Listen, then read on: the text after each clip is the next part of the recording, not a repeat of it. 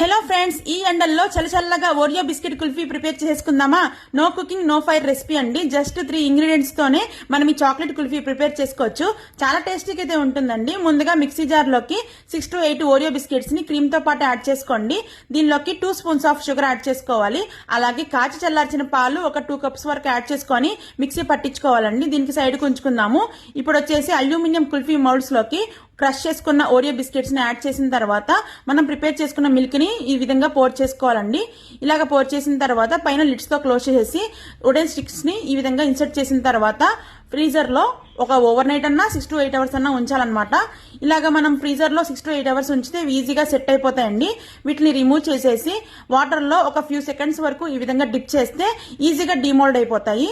ఈ విధంగా స్టిక్ పట్టుకొని ట్విస్ట్ చేస్తే మనకి కుల్ఫీస్ అనేవి ఈజీగా డిమోల్డ్ అయి వచ్చేస్తాయండి.